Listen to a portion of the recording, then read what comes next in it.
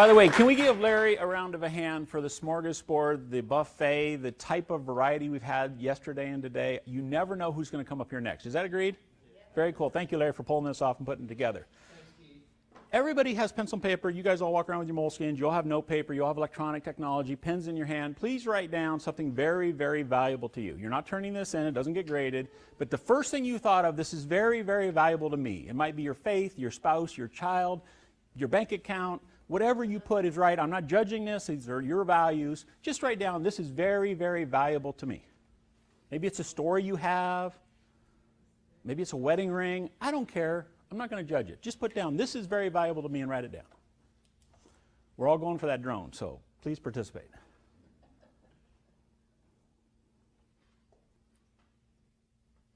Everybody done? You wrote down, this is very valuable to me. And I know you got 17 things, but right now you just thought of one, I hope, and wrote one down. Did anybody put down my practice, my business? Good. One person, Joe Weber. There's one person to put that down. Interesting, that would come up as number one, because I would tell you that's probably in your top 5, top 7, top 10, after your faith, after your relationships, after your health. I don't know what you put down. I can't read your list. I'm not a mind reader. Let's work on that. Here's my promise in the next 27 minutes. What if we could add a 0 to whatever your current book of business is worth in the next 28 minutes? Most people, when they sell their businesses, what are they worth? They give them away. They get sick.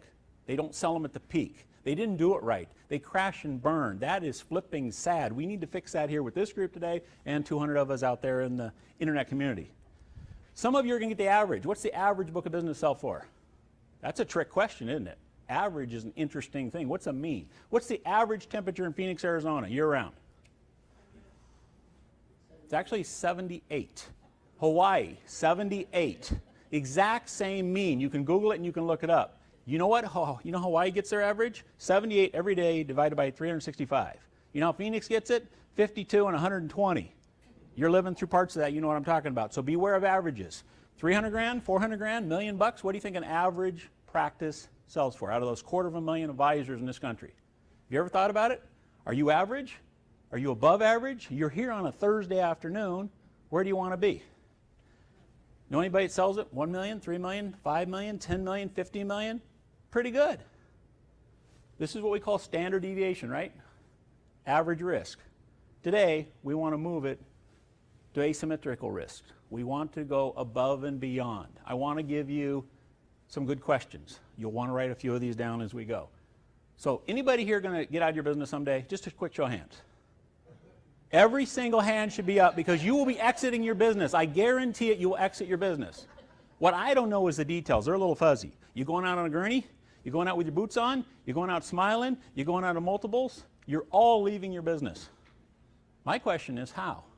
Let's take a few minutes, see if we can get good. Anybody want to sell your business for top dollar? I'm just curious. Got the right crowd? So far, so good. Who am I? Keith Dorson. I've done this. I've bought 6 businesses. I've sold 10 businesses. I'm not an expert at this. My wife told me a long time ago, if you don't know, say you don't know. But I'll find out for you. So if you ask me questions that I don't know, that's what I'm going to tell you. That's my pre-canned answer. I don't know, but I'll find out for you. Know a little something about it. Tough question number 1. How many of you right now, if a buyer was sitting down across the table from you wanting to buy your business for top dollar, would say, my systems are awesome. They are great. They are top-notch. They are world-class. I have great systems. And you're excited about showing me if I was a buyer right now. You got your notebook out. You got the cookies baking in the oven. Things are looking good. You are proud of your systems. I didn't say you have 0 systems. I didn't say you had okay systems. You can show me your compliance systems. You can show me your sales systems, your time management systems, your hiring systems. Or you're going, nah, I think I got some systems and I think I got some stuff that's okay, but I'm not sure they're great. Ooh, if all you get out of this presentation is great systems. Quick little example. Anybody here ever been to Mickey D's? McDonald's, at least once. I didn't say they had good food. I just asked if you went there at least once. Joe's Taco Shop, you've never met Joe. Let's say he's in Tempe, Arizona. And McDonald's, let's say they're both $1 million. And by the way, they don't go for $1 million. This is just for an example. Which one would you buy and why if all you know is McDonald's or Joe's Taco Shop? They're both in the food service industry. They're $1 million and they're both across the street from each other. That's all you know. Which one would you buy and why? Mickey D's every single time. Why? because of branding, and they run it the right way, and if you don't run it the right way, corporate will take it right back from you. Joe's Taco Shop, we don't know what's going on with Joe. When a buyer comes to you, what's he think he got across the table? Joe. I mean literally Joe, or depending on the case. We got to fix that. How many of you have world-class systems and really good people to run them? See, McDonald's doesn't have really good people running their systems. Have you noticed that? And I'm not against anybody if you worked at McDonald's. I used to work at Burger King in a former life, many, many, many moons ago. What does McDonald's need to run their systems? Pimply-faced teenagers. Basic people that can show up and they advertise a great place to get your what job? First job. Their systems are so good they don't really care. If you can breathe and you can show up on time, they'll probably hire you and teach you a little something.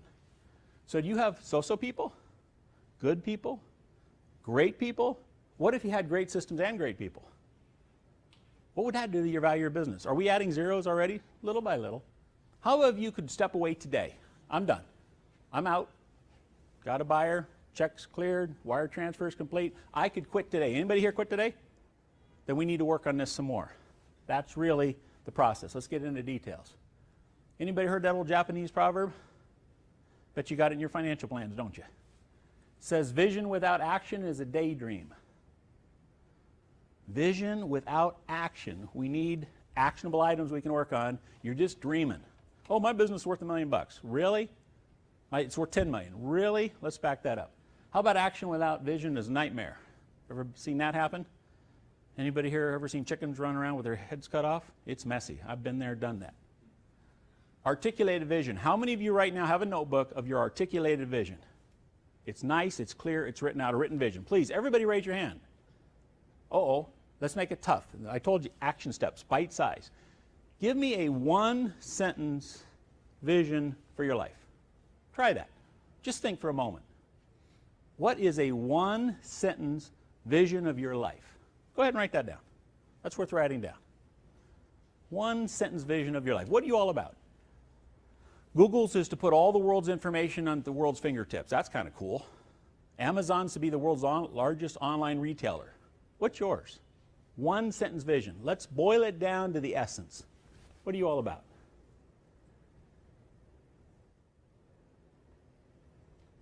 By the way, this is helping grow the value of your business. You're starting with that zero right now. Anybody got a really cool one you want to share? You've already thought about this. You already got it. Go, here's the essence of what I'm about. I like to learn. I like to share. I like to help people get recurring income for life. What did you come up with? Anybody got one? Brave volunteer. What's your one sentence essence of being here? Serve God's children? Yeah, a brave volunteer in the back. You're going to help me value your business. That's what his life is about. Remember, this is kind of important, isn't it? Today you've roughed it out. We'll go from there. Anybody here know your buyer? The most important customer you will ever have, you haven't even met yet, probably. You have a lot of customers, right? You serve a lot of people. You make the world a better place. You have a lot of skills. You're making life better. Who's your customer that's going to buy your business? Have you met him or her or that team yet? You probably haven't even met him yet. Do you know what they want? Have you thought about what that buyer wants? When should you start making improvements? 2 weeks before you sell it? 6 months before you sell it? You all know the answer. There's some serious wisdom in here. What is it? Now. Good. I love that answer. Yesterday. 3 to 6 years before you decide to go. So if you're going to sell, don't give me 2 weeks going, hey, guess what? I got a fire sale. We won't get maximum value in that case. Do you know some of the areas that need improvement? Are you working on those? Could somebody walk in your office right now and see the 3 things you're doing, the objectives, the key results you're working on in the next 6 months to drive value into your business? We've heard some very good ideas here yesterday and today to do just that. Which ones are you going to run with? There's some competitors talking. It was kind of interesting. Going through that and seeing who's on first, who's on second. Think about every decision you make going forward. How is it going to increase the value of your business? Not how it's going to help for the weekend or for the quarter. That's a different strategy. Do you have your list of areas that need improvement? A couple of those? We all do. It's called a things to do list. Anybody here backlogged? I'm not the only one. It's good. What do you have that's unique? Seriously, write down one thing that you have that nobody else here has. You can't say I use the EP online cloud, because some of us are going to start using that now. That won't make us unique. That'll make us standardized. They raise the bar again. What's the one thing, two things, three things, or maybe four things you do that nobody else does? You've gone digital? I don't know. Play with that a little bit. You're going, I'm not going to fix this today. All he's going to do is get me started in the time remaining. How many of you have products you offer? How many of you have services you offer? Which one's worth more to a buyer? A willing buyer meets willing seller, and they all get together. Do you think they value products, or do you think they value services more? It's not even close. It's products. If you said services, I appreciate your honesty. You go get a willing person that's got a checkbook on the other side of the table, they want to buy products. You're going, well, my financial plan is a top-notch service. It shouldn't be. It should be a product. Play with that idea this week. Are you selling services? Good for you. You selling products? Is better for you. What's your mix right now? So if I said, give me a list of all your services, and give me a list of all your products, and now show me which ones are truly unique. Isn't that what a buyer wants? Isn't that what you want if you were going to buy somebody's practice? See, we're so busy thinking, I've just got this amazing thing I'm going to sell. Let's start thinking about it with the other man's moccasins. Multiple sources of revenue. How many of you have multiple sources of recurring revenue? Should be a lot of hands going up. I didn't say a source. Anybody here ever used to be broke? I mean, seriously, you didn't have two nickels that would touch in the same pocket at the same time. You were going month to month. It was flipping tough. You remember those days? Some of us are still there today. We shouldn't be. How many of you got in the business and said, boy, if I could just make six figures, that'd be cool, right? Remember six figures, 100,000? That was nice. You passed that a long time ago. Then you got to what? 100,000 recurring? That was good. And then $500,000, and then $500,000 recurring, and then $1 million, and then $1 million recurring. Where are you at in this process? What do you think a buyer wants? They want to buy that machine that you built. They want to buy that process you built. Take a look at it. Take care of your cash flow. Is that easy or hard?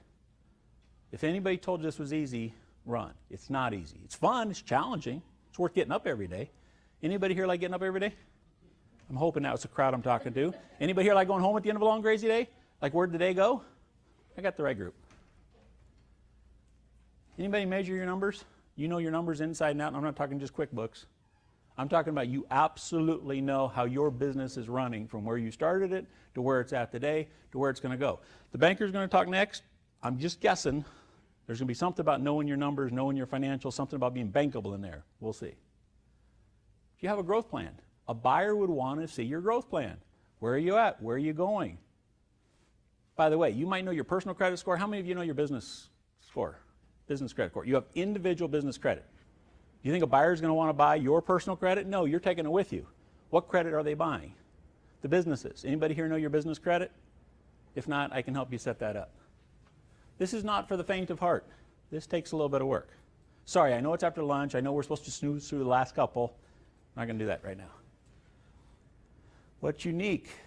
Look what buyers are looking at. How'd you do on that one? You go, well, when you actually boil it down, I'm not sure there's that much unique. You're telling me I have to build unique if I want to move over here? That's exactly what I'm saying. And you don't have to do it today. You don't have to do it in the next 90 days. Next 3 to 6 years, if that's when you want to exit. I heard we're all aging. Is that true? A little silver in the room? I guess we ought to get ready for this, right? What's your profit pictures? Buyers want to know what your profit looks like in the good times. They want to hear about your record years. They want to hear about the great times. They also want to hear about the sucky times. How'd you do in 2008? Anybody here profitable? You should have been. It was probably your toughest year in a while, wasn't it? What are you going to do next time that rolls around? Because if you don't think we got another one in our future, we're planners. Come on. What new products you got coming? What are you rolling out? You going to try this, try that? There's been a whole buffet of great ideas. They don't like surprises. Anybody here like good surprises? Raise your hand. We all do. Anybody here like bad surprises? Not a one goes up. What's your income maximizing programs? What are they buying when they get you? What are they buying? You left. Okay. Address key dependencies. See that frustration in that photograph? You do not want to see that person across the desk going, this is crazy. This isn't going to work. I'm wasting my time here. I want to be able to make the deal happen. But you didn't think about what was coming. You need to think about what's coming ahead of time. If you're not sure, we can help you do that. What are those? What's that image of? Legos, right? Anybody here ever seen Legos? Played with Legos? Been to Legoland? That company just about went bankrupt a couple of years ago before the Lego movie. What did they do? How did they screw up? They're okay now, by the way. They've recovered fully. Great stock. They tried to be all things to all people. How'd that work? Every language, everything. Has anybody bought Legos for a kid or grandkid in the last 6 months? If you've opened up a Lego, what was on the front cover of the package? I only know what kit you bought. Big, beautiful picture. We all can think in pictures. What was on the back? The actions, the cartoons, the interactions. It was that thing doing something cool and magnificent. So the picture was on the front, the action was in the back. When you opened it up, what was in it? A colored notebook? Package 1, package 2. Build package 1, build package 2. Put 1 and 2 together, end up with 3, you're done. They made a mistake of trying to be in all languages, try to be all things to all people. They got it down to flipping pictures. You know why? Because we all read flipping pictures. So here's our flipping picture. Can you step away from your business and it runs without you right now? Or are you going to have to put the different colors and the different shelves and get really organized? Because right now, most of us, we're the hub of our business. We are the center. We're rolling down the road just fine, solving problems, helping things. If we don't fix that pretty soon, we're going to crash and burn. How many of you have a junior advisor? I'm curious, at least one assistant already cross-training with you right now? Good. 2 of us? 3 of us? So if you wrote down one thing today, please write this down. I need a junior assistant. I need a licensed person that I can start becoming redundant. Because how long do you think it's going to take to finish that? 3 weeks before you sell? Start that now. How many of you are redundant? You could not show up and the business functions just as well. Nobody, I don't see a single hand in the room. And I'm not sure out there.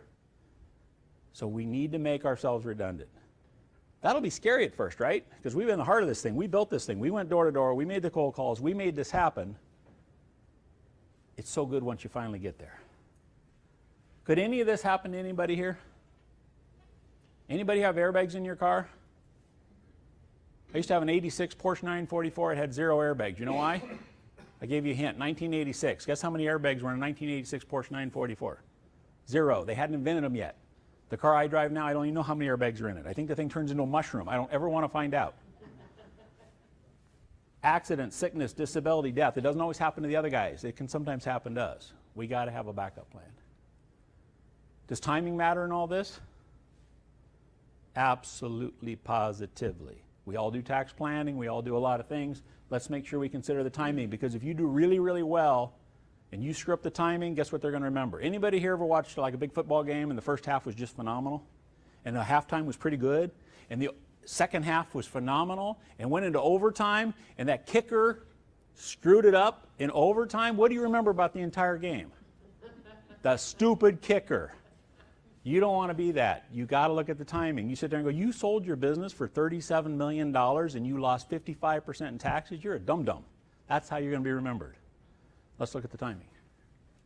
So let's get very specific. I'm now going to repeat myself. What are we up to? Summary? I have a completed, or I need to complete, or does not apply to me vision. Everybody got the first one?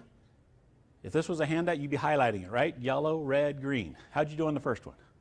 Got some greens. I see a few yellows, see a few red. Analysis and diagnostic from the buyer's perspective. How you doing on that one? I want you to mentally get out your highlighter. Everybody looking green, yellow, or red on the second one? Knowing the buyer that's going to buy my business. I'll tell you a classic mistake. Boomers think they're going to sell their business to boomers, right? Because we're peers. I got news for you. A boomer's not going to sell your business to a boomer. They want out too. Think about it. Took a little second logic. Who's going to probably buy your business? A millennial. And you're getting it ready to sell to a boomer. You screwed up before you started. The journey of 1,000 miles begins with the first step. Right? Confucius, some smart Chinese cat said that. Here's mine. Journey of 1,000 miles begins with the first step. Unless it's off a cliff. Make sure you can fly. There's a process to this. Anybody flagged your problems? You got that list, you're already working on it, having fun? Create unique processes. You're like, great, he just got me busy for the next 6 months. I got to figure out what's unique. He sent me back to the drawing board today. Thanks, Larry, for bringing that guy out. Standardized models. How many of you have those standardized models in your company? Because that's what buyers are looking for. You go, I haven't standardized anything. It's random. As long as I'm there, it's good. If I'm not there, oh well. We're adding zeros. Create several sources of scalable revenue. What does that mean? Think about that. It's growing over time. It's duplicatable. It's repeatable. Mick this and mick that if you want to use the McDonald's example. Anybody got your numbers? That's going to take some time, isn't it? Create a growth plan. You guys can read this. How you doing? Just mentally get out your highlighter, green, yellow, and red. How's it looking? If you're starting to see a lot of red, then we got a lot of work to do. You're getting a lot of green, I'm proud of you, we should still talk. You're yellow, we should probably still be talking. That's called a win-win. New products? I don't think I have new products. Do I have new products? Do I have an R&D group? As the CEO, I guess I'm supposed to be thinking that way. Anybody here heard of a cat by the name of Michael Gerber? I'm hoping yes. The E-Myth. I'm not talking to the guy that invented baby food, different Michael Gerber. What's his big claim to fame? What's his little saying? I know we've heard, somebody here has heard of Michael E. Gerber and the E-Myth, entrepreneurial myth. Oh, yeah. What's the highlight? Just give us a one-sentence summary. What's he all about? Just being more of a self-sustaining company. Working on the business, not just in the business. That's not a bad message. He's doing okay for himself. Eliminate surprises. Have you figured out what they are and eliminate them? And by the way, what if you do all this and you never sell your business? You're still running a heck of a nice business. You have a business that's very sellable whether you ever sell it or not. Which color did you use there? Organize. That's an easy word, right? Get organized. Look at that last one. What color did you go on making yourself redundant? I got a feeling there's a little red in the room, but that's okay. That means we can fix it. We got to acknowledge it first before we fix it. Hi, I'm going to sell my business someday and I'm not redundant yet. It's okay. How many of you have a management team? I'm not seeing a lot of hands go shooting up all of a sudden. Good, 2. An actual management team. How many of you have a board of directors? Here's a good idea for your board of directors. You can have dead people on there. Anybody here have dead people on your board of directors? They're cheap to pay. You put Brendan Franklin, Steve Jobs, you put some really smart people on there. You read them, you study them, you can bring them in. If you can't do that, we can bring them in for you. It's quite reasonable. Train the management team. You can't train them if they're not there. You're going, boy, he's changing my job description. He's going to make me the CEO of this outfit after all. Tax implications, got a good tax team? So your results will vary. Is this you? Did you do this? You got 2 more in the wing ready to go after that? How many businesses can you sell? I'm just curious. How many can you build? Can you sell just one and you're done? I heard a couple people say I retired too early. Nah, somebody will send you back to work. How many of you are excellent at time blocking? Because we have so many ideas from yesterday and today, you better time block some time. Are you blocking off some time to work on this? You got great applications, great schedules to do that. What's a Venargo? Anybody got that one? Vision, now, action, results. Simple sheet. What's your vision? Where are you at now? What's the difference between a vision and now? A gap. Start taking the action to get the results you need. That's how we're going to move this forward. You work on it once a week, in 5 years you'll be ready. You work on it daily, you can get ready a lot faster. Let's reverse engineer this and figure this out. Anybody here think they might need a little help in the process? Anybody know where you might find a good business coach? I think Larry passed out some brochures. I'm here to help. I'm a financial advisor. I'm doing this live as well. I've helped clients move to New Zealand, Africa, helped them sell their business for maximum dollar. So I am enjoying this. The right team's unstoppable. Do you have the right team? Here's the bottom line. I want you to think of the value of your business right now and add a 0 to it. So if it was 300 grand, add a 0, 3 million. Does that make a difference to anybody here? Would that help you reach your wildly important goals just a little bit faster? You're going, I'm the one who's responsible for the 0? Yeah, or 2. I'm going to open it up. That was less than a half hour because Larry's not up here yet. That means I still got a little time left. So specifically, questions about how can you add a 0? How can you take your business, better systems? Do you have some specific actions? And what are you doing? Questions, comments, thoughts? If not, I'll keep us on schedule and keep going. Yes, sir? Front row, of course. I'm curious that you said products are more valuable than services. So if I'm a buyer and you do an amazing financial plan, it's a service, and you say, this is the service I offer, and then you're going to retire and leave, what have I got? I got nothing. But if you say, this is the template, this is the process, this is how we do different level plans for different people, this is how they pay, this is how it all went electronic, which one should I pay more for? Can you take your financial plan and turn it into a product? You absolutely can. It's worth an hour to brainstorm and work on that. Ours used to be those old paper ones. I just about died when he said, nobody's doing paper planning anymore. Ours went electronic. Ours can now be replaced. I used to have to do every single one personally from scratch.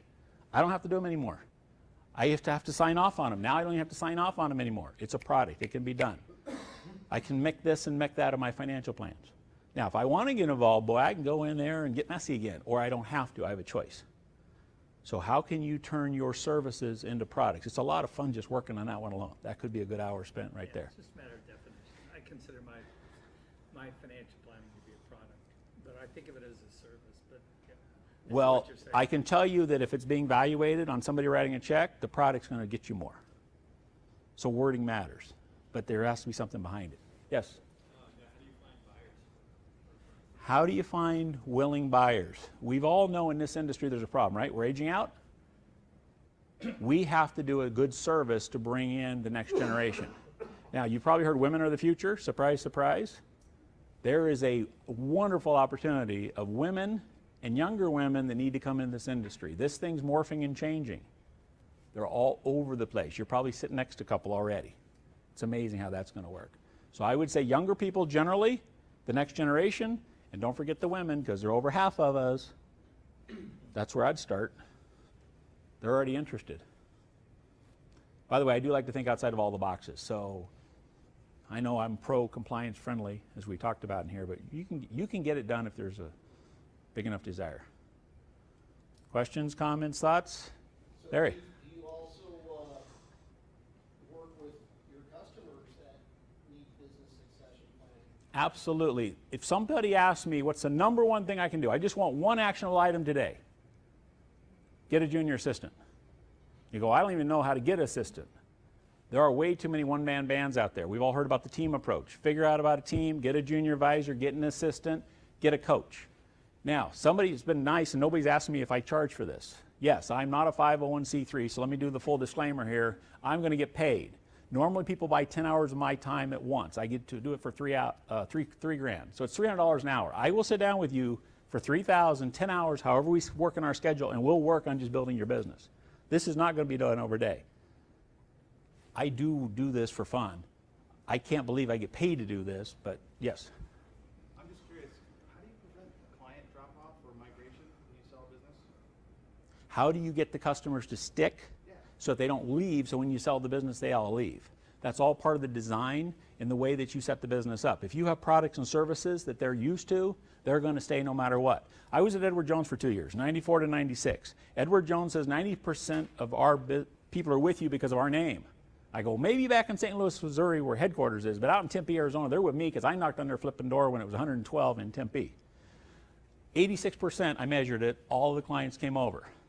Now they said, you may not call any of them. I did not. Back in those days, people were on the phone. They called whoever you call back in those days. It wasn't 911, it was somebody. And they said, hey, his Keith's number changed. It called information. They automatically called me because I had the relationship with them. You've got to take that relationship you have with the star and transfer it to the team. So there's got to be a team that has that relationship. So you go out and they don't even know you're gone. They're like, is he in the building?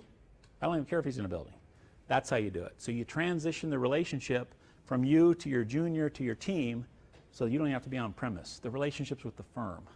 You even talk like the company, the firm. You don't talk like the individual. It's all vocabulary. Great question. And I think that's it. Larry. Oh, thank you so much, Keith. You got it.